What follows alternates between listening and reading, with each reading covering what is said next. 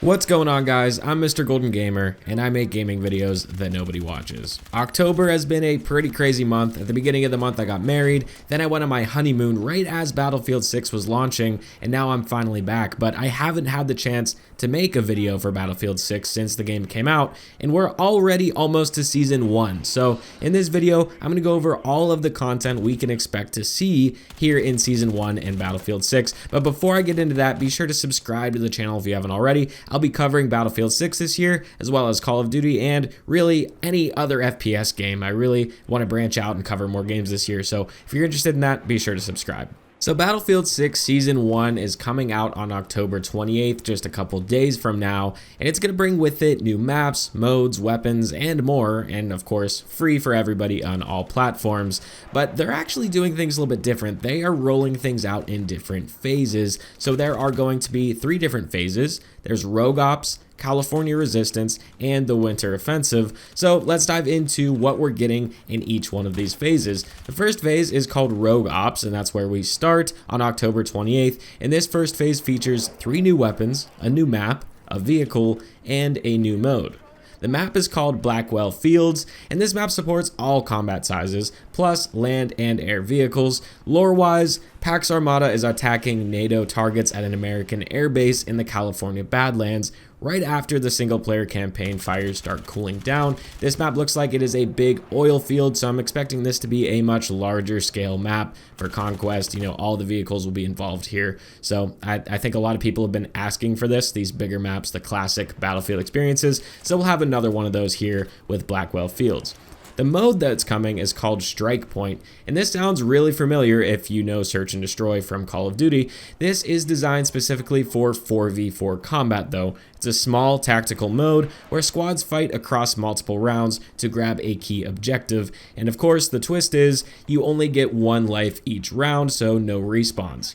I am really excited for this. I am a big fan of Search and Destroy and Call of Duty, always have been, so a mode like this sounds really fun. The only thing that I'm not super stoked on is the fact that it's 4v4. I would like this to at least be 6v6, but we'll see how it plays 4v4. I'm not sure how big the maps are going to be. I assume they would be the same as like the TDM domination, but we'll have to wait and see. But regardless, definitely excited for this one. Of course, we're also getting a new vehicle, which is the APC Traverser Mark II. This is an armored personnel carrier that seats 4, a driver, a roof gunner, and 2 backseat side gunners, and this is perfect for infantry support.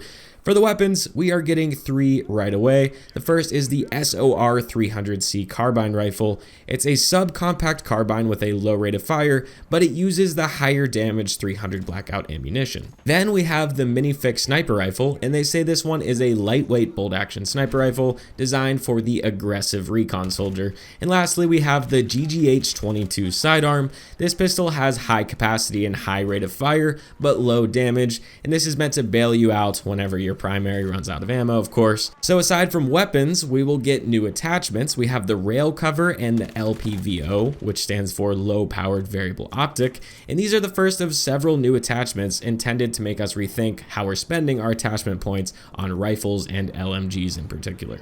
Moving on to November 18th, we hit the California Resistance phase, and this phase is all about liberating Southern California. We get another map, mode, and 2 more weapons, and the map is called Eastwood, and this map supports all combat sizes, land vehicles, and helicopters. And for the lore, the Pax Armada sleeper agents have been activated in an affluent suburb connected to a golf course, so get ready to crash some country clubs. I've already seen some footage of golf carts as a vehicle that you can actually drive around this map, so that'll be really fun.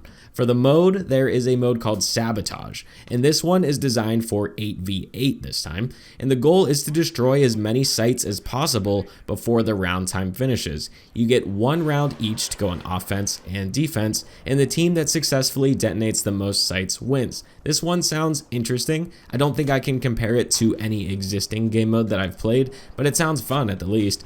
Anyway, they're also adding the battle pickups feature, and veterans will remember these. Unlike weapons in your loadouts, battle pickups are high-tech, powerful weaponry that are limited in ammo and available throughout the map, and you and your squad have to figure out where they spawn. So they're almost like power weapons that spawn within the map. So now, for the weapons, we get the DB12 shotgun. This is a dual barrel pump action shotgun that feeds from 2 different tubes. One trigger pulls the first shell and the second pulls the other before you pump to rechamber both. Definitely a little bit different shotgun there. But we also get the M327 trait sidearm, and this is an 8-round revolver with high damage but a low rate of fire.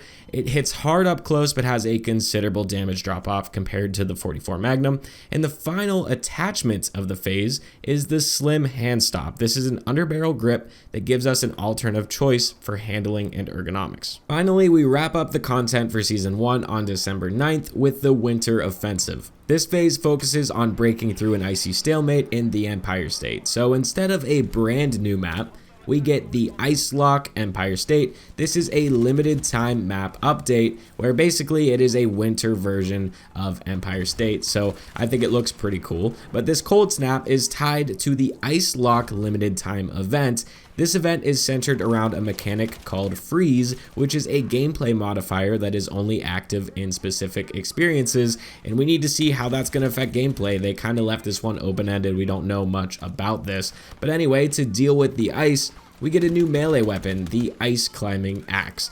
They say that this tool is designed to either make the enemy's blood run cold or to help pick through delicate environmental pieces, so it complements the other melee tools like knives and sledgehammers. So yeah, that's pretty much everything that's coming to Battlefield 6 in Season 1. The new maps, the new modes like Strike Point, Sabotage, and a whole lot of fresh guns and gear, and all of it starts on October 28th. So let me know down in the comments below, what part of Season 1 are you most excited for? I'm definitely looking forward to seeing what that freeze mechanic's all about, but honestly, I think I'm most excited about Eastwood because driving around a golf cart sounds awesome. But of course, always excited for new weapons and modes. I think Strike Point might be really fun if it is nearly as good as Search and Destroy in Call of Duty. So whatever the case, let me know down in the comments below. Once again, I'm Mr. Golden Gamer. Thank you so much for watching, and I'll catch you guys in the next one.